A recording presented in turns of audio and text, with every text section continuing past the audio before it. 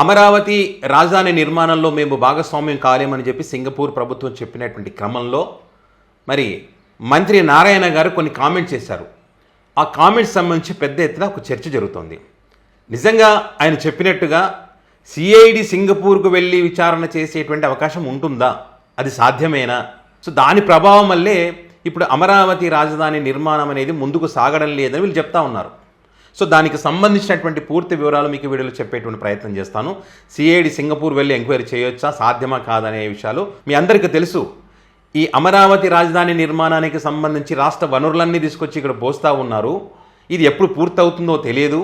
33,000 ఎకరాలు తీసుకొని, అంటే ఒక 5,000 ఎకరాలతో సరిపోయేదాన్ని 33,000 ఎకరాలు తీసుకొని, ఆ తీసుకున్నటువంటి రైతులకు కూడా ఇప్పటివరకు న్యాయం చేయకపోగా మరొక 44,000 ఎకరాలు తీసుకుంటున్నారు. పైగా మీరు అధికారంలోకి వచ్చిన తర్వాత పరుగులు పెడుతుంది అమరావతి అని చెప్పి మీకు సంబంధించినటువంటి ఛానల్లో వార్తలు, డిబేట్లు పెడతా ఉన్నటువంటి క్రమంలో అసలు గ్రౌండ్ రియాలిటీ ఏంటని చెప్పి కొంతమంది ప్రశ్నిస్తున్నటువంటి క్రమంలో మీరు అధికారంలోకి వచ్చిన తర్వాత ముళ్ళ కంపలు తీసేయడం కానీ, నిర్మాణంలో ఉన్న ప్రాంతంలో నీటి నిల్వలు ఉండడం కానీ, చెరువులను తలపిస్తున్నటువంటి పరిస్థితులు కానీ, ఇవన్నీ సాధ్యమయ్యే, ఇది రాజధాని నిర్మాణం సాధ్యమయ్యేటువంటి అవకాశం కనిపించడం లేదు.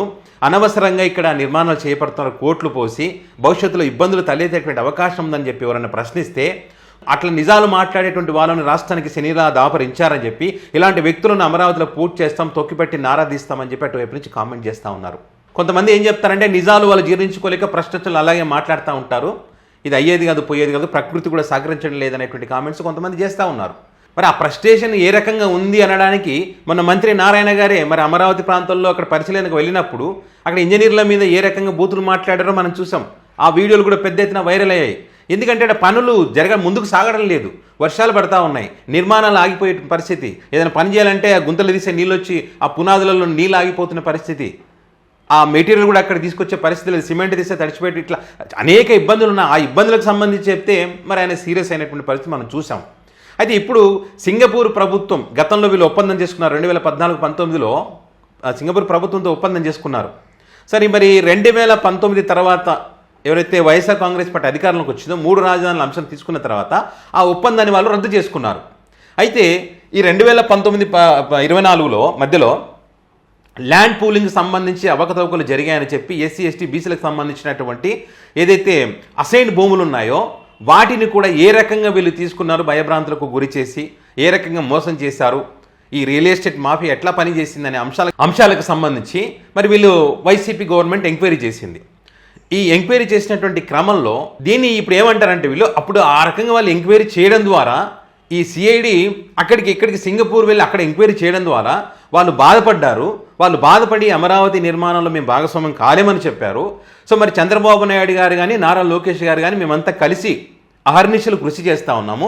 సింగపూర్ వెళ్ళి వాళ్ళు ఏదైతే బాధపడ్డారో, వాళ్ళు ఏదైతే రద్దు చేసుకున్నారో, వాళ్ళు ఏదైతే ఆసక్తి చూపడం లేదో, సో వాటికి సంబంధించి అన్ని సర్ది చెప్పేటువంటి ఒక ప్రయత్నం చేశాము. మళ్ళీ వాళ్ళు భాగస్వామ్యం కావడానికి ఉపనేలా చేసే ప్రయత్నం చేశామని చెప్తా ఉన్నారు. అంటే సింగపూర్ ప్రభుత్వం ఏం చెప్పింది ఇక్కడ, మేము ఈ సీడ్ క్యాపిటల్ దాంట్లో మేము భాగస్వామ్యం కాలేం, సాంకేతికంగా ఏదైనా సహకారం కావాలంటే అందిస్తాం కానీ పూర్తి స్థాయిలో మేము భాగస్వామ్యం కాలేమని చెప్పింది. దీనికి నారా లోకేష్ గారు కూడా మరి అక్కడ ఒప్పందాలు జరగకపోవడానికి కారణం ఈ కూటమి ప్రభుత్వం ఎల్లకాలం ఉండదని చెప్పి దీనికి సంబంధించి ఎవరో ఈమెయిల్స్ కూడా పంపించారు అనేటువంటి, అంటే దీన్ని బట్టి ఏమర్థమవుతుంది మనకు, అక్కడ వాళ్ళు పైకి వీళ్ళేమో సింగపూర్ ప్రభుత్వం మాతో కలవడానికి చాలా హుషారుగా ఉన్నారు, ఆసక్తి చూపుతున్నారని చెప్తున్నప్పటికీ లోపల జరిగింది వేరు, ఆసక్తి చూపడం లేదు. బహిరంగంగానే ఆ దేశానికి చెందిన మంత్రి కూడా చెప్పడం జరిగింది. దీన్ని ఏం చేస్తారంటే ఇప్పుడు వాళ్ళ మీద వేసుకోరు అనమాట, వాళ్ళ ఫెయిల్యూర్గా చూడరు వాళ్ళు. వైసీపీ ప్రభుత్వం వల్ల జరిగింది ఇది, సిఐడి ఎంక్వైరీ చేయడం వల్ల, సిఐడి ఎంక్వైరీ చేయడం ద్వారా అన్నది. సో ఈ సిఐడి ఎంక్వైరీ చేసే అవకాశం ముందుగా ఆయన ఒక్కసారి ఏం మాట్లాడారో వినండి. 14-19లో గత ప్రభుత్వం ఇక్కడ నుంచి సిఐడి వాళ్ళని అక్కడికి పంపించి అక్కడ వాళ్ళ మీద ఎంక్వైరీ జరిగింది. దాంతో వాళ్ళు చాలా హర్ట్ అయ్యారు. అందువల్ల మన రాష్ట్రానికి ఆ కంట్రీ కొంత రిలేషన్స్ లో డిస్టర్బెన్స్ వచ్చింది.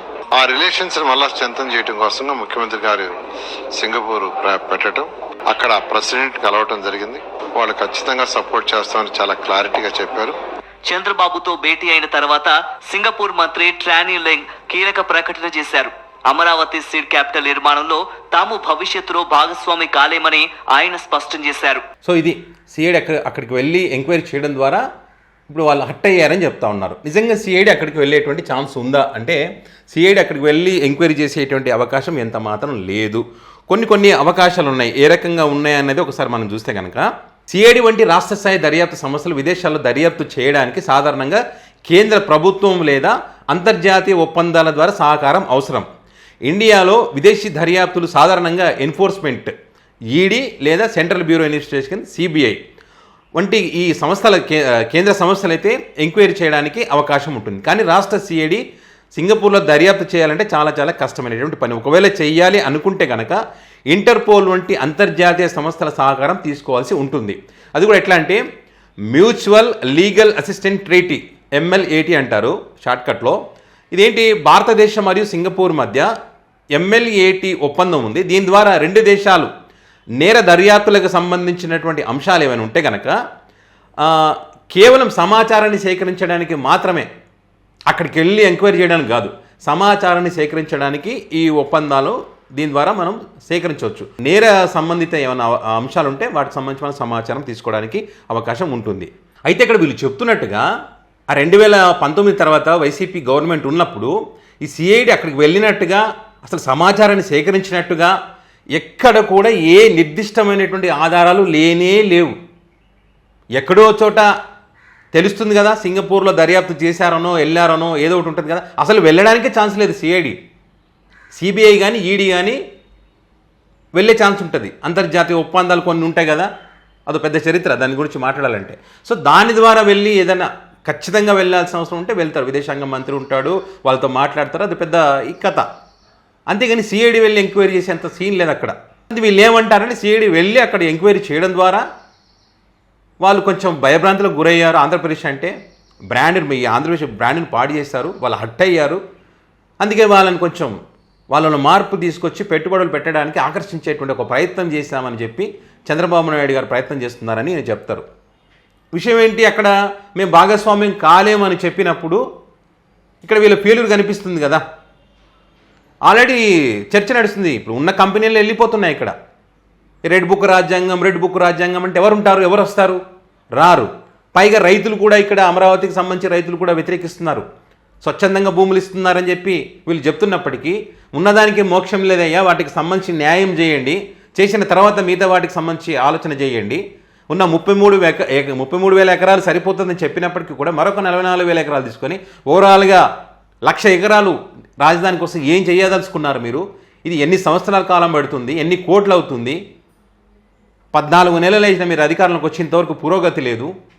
ఇట్లా అనేక ప్రశ్నలు లేవనెత్తుతున్నటువంటి క్రమంలో మరి ఎవరైనా ఆలోచన చేస్తారు. సో ఈ రకంగా చర్చ జరుగుతున్నటువంటి క్రమంలో ఎవరు కూడా ఆసక్తి చూపడం లేదు. ఇది వాస్తవం. ఉన్నంతలో ఒక పద్ధతి ప్రకారం నిర్మాణం చేసుకుంటూ వెళితే ఖచ్చితంగా పెట్టుబడులు పెట్టడానికి అందరూ వస్తారు. భయం అనేది ఒకటి ఉంది వీళ్ళలో. ప్రతి ఒక్క రైతులు కూడా ప్రశ్నించేది ఏంటి, మళ్ళీ జగన్మోహన్ రెడ్డి వస్తే ఏంటి? ఆ నమ్మకం రావడని మీరు ఏమైనా గ్యారెంటీ ఇవ్వగలరంటే వీళ్ళు ఇవ్వలేరు, ఇచ్చే పరిస్థితులు కూడా లేరు. పైగా నిన్న జగన్మోహన్ రెడ్డి గారు అక్కడ నిర్మాణానికి సంబంధించి ఏ రకంగా మోసం జరుగుతూ ఉందో, ఏ రకంగా అవినీతికి పాల్పడుతూ ఉన్నారో ఎగ్జాంపుల్స్తో సహా చెప్పడం జరిగింది. సో ఇవన్నీ కూడా ప్రతి ఒక్కరు ఆలోచన చేస్తూ ఉన్నారు. ఈ నిజాల గురించి మాట్లాడకుండా తప్పించుకునేటువంటి ఒక ప్రయత్నంలో భాగంగా మంత్రి గారే మరి సిఐడి అక్కడికి వెళ్ళి ఎంక్వైరీ చేసిందని చెప్తే ఇంక ఏమంటాను చెప్పండి. మనం కొంతమంది న్యాయవాదులతో అడిగి తెలుసుకున్నటువంటి సమాచారం ప్రకారం అయితే అసాధ్యమనేది, సిఐడి అక్కడికి వెళ్ళి ఎంక్వైరీ చేయడం అనేటువంటిది అసాధ్యం. ఈడీ సిబిఐకి ఛాన్స్ ఉంటుంది, దానికి కూడా కొన్ని నిబంధనలు ఉంటాయి. అక్కడికి వెళ్ళి ఎంక్వైరీ చేసినట్టు కానీ దానికి సంబంధించిన ఆధారాలు కానీ ఏవి కూడా లేవు, కేవలం ఆరోపణలు మాత్రమే ఇవని చెప్తున్నటువంటి పరిస్థితి. మరి మీకేమైనా సమాచారం ఉంటే, మీకేమైనా తెలిసి ఉంటే కనుక, నిజంగానే సిఐడి సింగపూర్ వెళ్ళి ఎంక్వైరీ చేసే అవకాశాలు ఉంటే కనుక దానికి సంబంధించినటువంటి అభిప్రాయాలను, దానికి సంబంధించిన వివరాలను కింద కామెంట్ రూపంలో పెట్టగలరు. ఏదేమైనా కూడా ఈ అమరావతి రాజధాని నిర్మాణానికి సంబంధించి వరుసగా రైతులు షాకులు ఇచ్చారు. ఇక్కడ సింగపూర్ ప్రభుత్వం కానీ ఇట్లా అనేక రకాల ఇబ్బందులు అయితే వస్తున్నటువంటి పరిస్థితి ఉంది. ఇక్కడ మరొకసారి చెప్పేది ఏంటంటే అమరావతి రాజధాని నిర్మాణానికి సంబంధించి ఎవరు కూడా వ్యతిరేకులు కాదు. కేవలం అక్కడ వీళ్ళు తీసుకున్నటువంటి నిర్ణయాలు, విధానాలు మాత్రమే తప్పు పెడతా ఉన్నారని మాత్రం అందరూ గ్రహించాల్సినటువంటి అవసరం ఉంది.